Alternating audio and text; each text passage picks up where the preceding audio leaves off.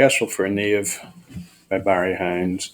In this particular section of the book, Billy's stolen the book on falconry from the arcade and he's taken it home. And Judd, he sees the book and he snatches it. He says, "What's they want that for there? They can't read." And in a way, his first interaction is he's mocking Billy as he reaches over and steals the book. And Billy sort of, fights back. He says, "Falconry, what do I know about falconry?" Gives it back. Judd pushed him back onto the settee and started to examine the book. "A falconer's handbook? Where's they got this from?" "I've lent it." "Nicked it, more like. Where's they got it from?" "A shop in town." "That must be crackers." "How's they mean nicking books?"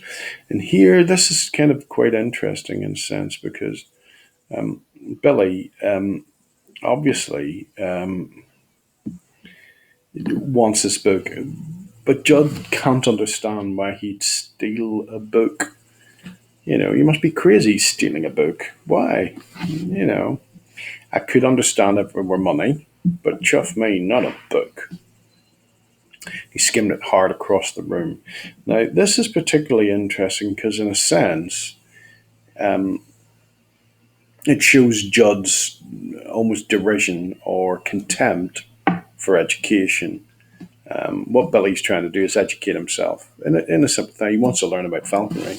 So the way he goes about it is unorthodox, but what he's doing here, in a sense, is trying to go through it. And Judd can't understand that because Judd obviously didn't have a good experience at school. But his contempt, in a way, it's symbolic when he skimmed hard across the room. It's, in a sense, kind of like symbolic of his contempt. Anybody think of a treasure that got? Billy here, we see his excitement. It's smashing. I've been reading it all afternoon. I'm nearly halfway through already. And what better off will I be when I've read it? And again, it's that sort of contempt. What are you going to be better off for reading? What do you want to do reading? I mean, obviously, you can work down a pit like Judd.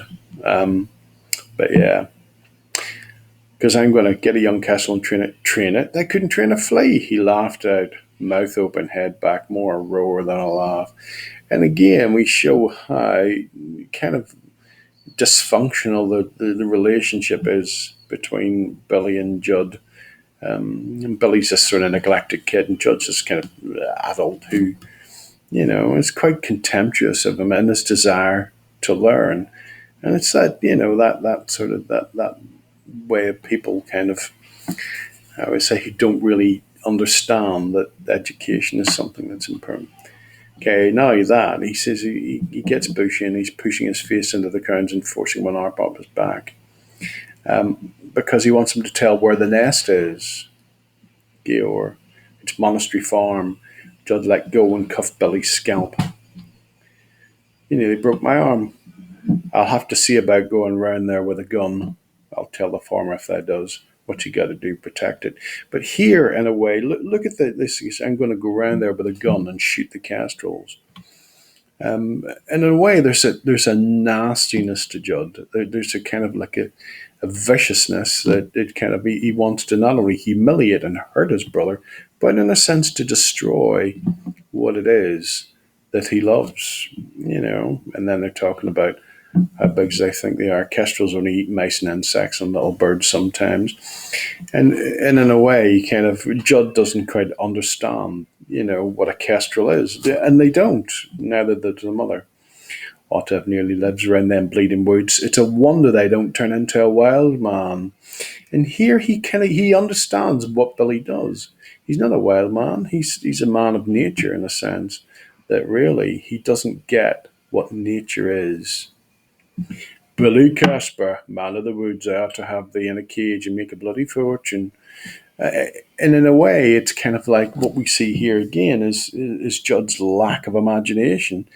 He doesn't see, in a sense, that he's living an inauthentic life, that really his decision for him, he's just going to be working down a pit for the rest of his life without any ambition. But Billy, in a sense, He does. He's ambitious in the sense that he doesn't want to climb the social hierarchy of life, but he wants to educate himself. Billy scrambled up off the settee and raised his arms. I should have seen you today, lad. They go like lightning. I laid watching him for hours, and here we see his excitement, his passion. And then we see what Judd's passion is. I'm hoping I'll be laid watching a bird tonight, but she'll not have feathers on, not all over anyway. And we get this real sort of crude, this kind of crude, what I'm going to do. I'm going to be watching some bird. I'm going to be laying next to some bird, and she'll not have feathers on. So he's kind of referring to, to her in a sexual way. And look here, he grinned at himself and folded his collar down, covering the back of his tie. He's very pleased with himself. And in a way, he's quite vain, staring in the mirror. And then this, I want you to pay attention to this interchange here, because they're talking at different purposes. They've seen him Judd a few pints first. I've seen him dive down, then straight across to the Lyceum. It dives straight down behind his wall. Whoosh! And so here what we see is Judd and Billy. Billy's talking about his passion for the Hawks and what they're like. And Judd is talking about his passion for women and getting drunk. And so both are talking about their passions. But one, in a sense, is this idea of connecting with nature. But for Judd, it's just connecting with his base nature, going out, getting drunk, finding women, having sex, all that kind of stuff. Okay. And then Mrs. Casper, looking down at herself, smoothing wrinkles in her hair. Every time she brushed her palms down her front, her breasts flubbered underneath. And we get this kind of, this idea of this kind of woman, this useless woman. You're a couple of noisy buggers, you two. And then what happens is, kind of Billy tells her, Judd's been beating me up. He's now but a big baby. They're but a big bully. I said, shut it. Okay. She stood between them and looked at one to the other, then moved across the fireplace and looked in the mirror. Okay. Have you had any tea yet, Billy? No. We'll get some then. You know where the pantry is. And here this sort of sums up Mrs. Casper's whole philosophy in life is that you know where the pantry is. Why don't you fend for yourself? I'm going out. I'm, getting ready to go out. Why don't you go and get? She doesn't care if Billy has tea, as long as she's ready. He's too busy bothering to eat. Did you do on the horses today, Judd? And again, how did you do on your horses? We get the sense that Judd, well, he's a gambler, so he's gambled and he's won. Not bad. I'd a double up. How much? Enough. You'll be treating us all tonight.